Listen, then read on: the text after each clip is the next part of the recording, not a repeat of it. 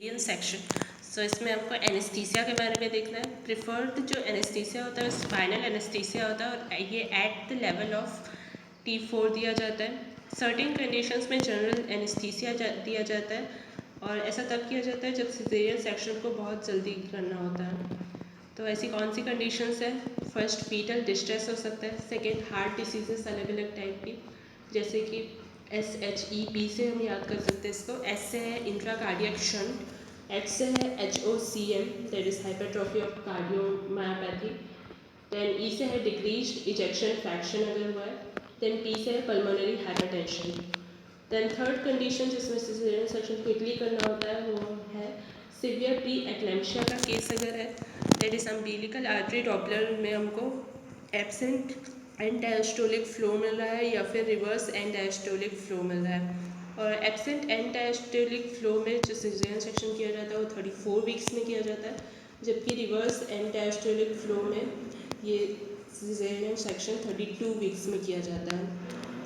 Then WHO के according caesarean section जो है मोस्ट कॉमन किन कैटेगरी ऑफ फीमेल्स में किया जाता है उसके लिए एक क्लासिफिकेशन बनाया गया है जिसका नाम है लॉसन क्लासिफिकेशन या फिर 10 पॉइंट क्लासिफिकेशन। और ये कंपेयर करने के लिए यूज़ होता है रेट्स ऑफ सिजेरियन सेक्शन को और सिजेरियन सेक्शन के इंडिकेशन को। तो इसमें 5 पैरामीटर्स यूज़ किए जाते हैं। तो फर्स्ट पैरामीटर है पैरिटी का, तो प्रीमी ग्रेविटा है फीमेल या फिर मल्टी ग्रेविटा है। एंड मल्टी ग्रेविटा में दो चीज़ें आएंगी, एक तो without the history of caesarean section and multi gravida with the history of caesarean section. Then second parameter है गेस्टेशनल एज का, तो टर्म है या प्री टर्म उसको देखना है। देन थर्ड प्रेजेंटेशन है, तो सेपैलिक प्रेजेंटेशन है, ट्रांसफर्स लाया है या ब्रीच प्रेजेंटेशन है वो देखते हैं। Then fourth number of fetus देखते हैं, मल्टी फीटल प्रेगनेंसी या सिंगलेटॉन है वो। देन फिफ्थ स्पॉन्टेनियस या इंड्यूस्ड लेबर है वो एक पैरामीटर यूज़ होता है। तो इसमें जो 10 ग्रुप्स हैं उसमें क्या है, ग्रुप 1 एंड ग्रुप 2 में इन्वॉल्व होती है primi gravida and term pregnancy involve होती है, सेफेलिक प्रेजेंटेशन जिसका रहे and single fetus. Then group 1 में आता है स्पॉन्टेनियस लेबर एंड ग्रुप 2 में आता है इंड्यूस्ड लेबर।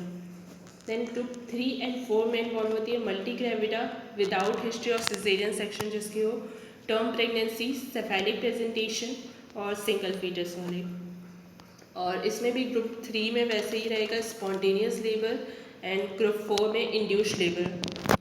देन ग्रुप 5 में इन्वॉल्व होती है सारी मल्टी ग्रेविटा फीमेल जिसकी history of previous caesarean section की। देन ग्रुप 6 आता है तो उसमें primi gravida with breech presentation involve होती है। देन ग्रुप 7 में multi gravida with breech presentation involve होती है। देन आता है ग्रुप 8, 9, 10, तो ग्रुप 8, 9, 10 के लिए एक निमोनिक है MTP। सो M से है ग्रुप 8 वाला मल्टी फीटल प्रेगनेंसी, ग्रुप 9 के लिए T से है transverse live presentation and group 10 के लिए है P से प्री टर्म फीटस और प्री टर्म फीटस का सिजेरियन सेक्शन। देन एक क्वेश्चन है रॉबसन्स क्लासिफिकेशन के ग्रुप 1 में क्या इंक्लूड होगा, तो ये INSCT में एक क्वेश्चन आया था।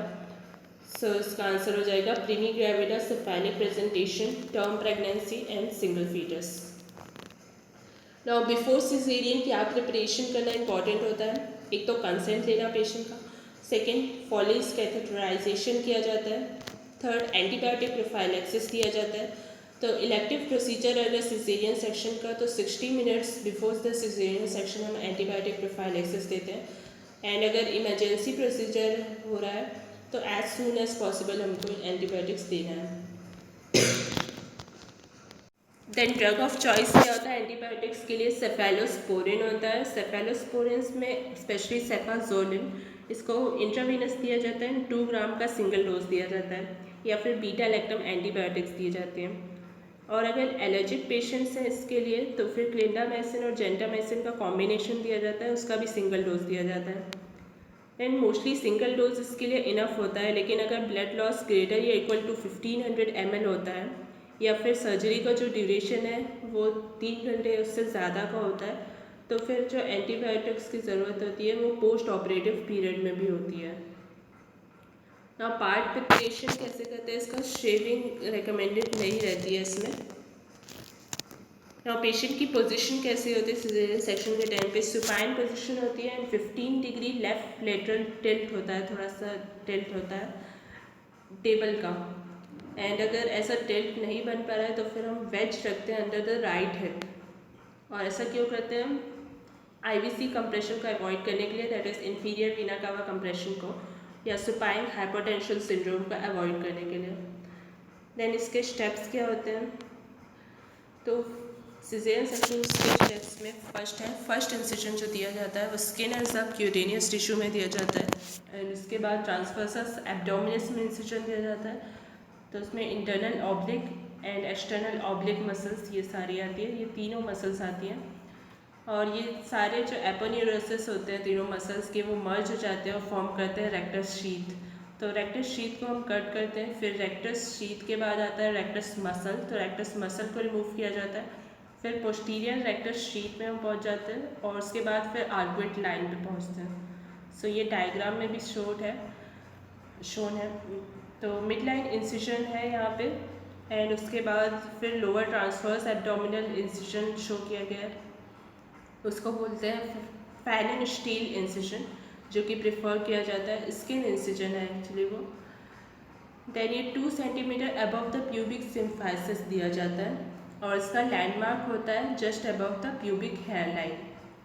सो ये स्किन इंसिजन का नाम है फैलन स्टील इंसिजन। जबकि जो यूट्रस में इंसिजन दिया जाता है एलएससीएस में, वो होता है कर इंसिजन, वो डिफरेंट है। ना रेक्टस शीथ के बारे में देखें तो रेक्टस शीथ जो फॉर्म होती है वो 3 मसल्स के एपोन्यूरोसिस से फॉर्म होती है, that is external oblique, internal oblique और ट्रांसवर्सस एब्डोमिनस से। और इसके एंटीरियर एंड पोस्टीरियर लैमिनेट दोनों इन्वॉल्व रहते हैं इसमें। देन रेक्टस शीथ में superior and inferior epigastric artery भी रहती है। एंड आर्कुएट लाइन क्या होता है? आर्कुएट लाइन मिडवे होता है between the umbilicus and pubic symphysis. तो अम्बिलिकस एंड प्यूबिक सिम्फाइसिस के बीचों बीच में आर्कुएट लाइन होता है। एंड अबव आर्कुएट लाइन जो रेक्टस शीथ फॉर्म होती है वो कैसी होती है? एक्सटर्नल ऑब्लिक के एंटीरियर और पोस्टीरियर लैमिना दोनों ऊपर रहता है एंटीरियर रेक्टस शीथ में। फिर इंटरनल ऑब्लिक का जो एंटीरियर लैमिना है वो भी एंटीरियर रेक्टस शीथ में रहता है। तो ये तीनों चीज़ें एंटीरियर रेक्टस शीथ में रहती है। एंड पोस्टीरियर रेक्टस शीथ में क्या होता है? एक तो इंटरनल ऑब्लिक का पोस्टीरियर लैमिना रहता है एंड ट्रांसवर्सस एब्डोमिनस का एंटीरियर और पोस्टीरियर लैमिना दोनों रहता है। तो ये तीन पार्ट्स जो है एंटीरियर रेक्टस शीथ और पोस्टीरियर रेक्टस शीथ में होता है। जबकि बिलो जो आर्कुएट लाइन रहता है वहीं पे हम मेनली कंसर्न्ड है, क्योंकि इंसिजन वहीं पे दिया जाता है, तो उसके बारे में हमको ज़्यादा देखना है। तो उस केस में क्या होता है कि एक्सटर्नल ऑब्लिक का जो एंटीरियर पोस्टीरियर लैमिना है वो भी एंटीरियर रेक्टस शीथ में होता है। और एंटीरियर रेक्टस शीथ में क्या क्या होता है? इंटरनल ऑब्लिक का एंटीरियर और पोस्टीरियर लैमिना होता है, और साथ में ट्रांसवर्सस एब्डोमिनस का भी एंटीरियर और posterior lamina anterior rectus sheath में ही होता है। तो फिर पोस्टीरियर रेक्टस शीथ में सिर्फ क्या बच जाता है? फेशिया ट्रांसवर्सैलिस रहता है एंड पेरिटोनियम, ये दोनों चीज़ें ही बस रहती हैं पोस्टीरियर रेक्टस शीथ में। नाउ डायरेक्शन क्या होता है नर्व्स का एंटीरियर एब्डोमिनल वॉल में? तो ये ट्रांसवर्सली ट्रैवल करती है ये nerves. So mid line incision अगर दिया जाता है एंटीरियर एब्डोमिनल वॉल का, तो नर्व्स जो है वो बच जाती है, क्योंकि नर्व्स लैटरली रहती हैं और वो मिड लाइन में नहीं आती है। तो इसलिए हमको नर्व्स को टच नहीं करना होता है, लैटरली नहीं जाना होता है, मिड लाइन में ही इंसिजन देना होता है। एंड ब्लड वेजल्स के केस में भी सेम होता है कि वो लैटरली रहती हैं। इलियो इंगाइनल एंड इलियो हाइपोगैस्ट्रिक नर्व जो होती है वो मोस्ट कॉमनली डैमेज के चांसेस होते हैं इसमें। ये सेंसरी नर्व्स होती है और दोनों ही रेक्टस शीथ में प्रेजेंट रहती है। ये परफोरेट होती है और साथ में सप्लाई करती है एंटीरियर एब्डोमिनल वॉल को परफोरेट करके रेक्टस शीथ को। देन इलियो हाइपोगैस्ट्रिक जो नर्व होती है वो सप्लाई करती है सुप्रा प्यूबिक एरिया के ऊपर जो स्किन रहती है उसको। एंड इलियो इंग्वाइनल नर्व जो होती है वो रेक्टस शीथ पे आती है, फिर इंग्वाइनल कैनाल में आती है एंड सुपरफिशियल इंग्वाइनल रिंग में आती है फाइनली, और फिर सप्लाई करती है स्किन को, मॉन्स प्यूबिस वाली स्किन को, अपर लैबिया मेजर वाली स्किन को, और जो थाई का अपर मीडियल साइड होता है उसको सप्लाई करती है।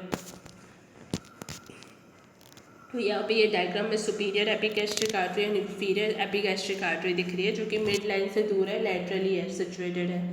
एंड जो इलियो इंग्वाइनल नर्व है वो भी लैटरली सिचुएटेड है। अगर ट्रांसफर सेंसेशन बहुत लेटरल दिया जाता है तो फिर सेंसेशन का लॉस हो जाता है नर्व सप्लाई के से जो सप्लाई होते हैं उन एरियाज़ में।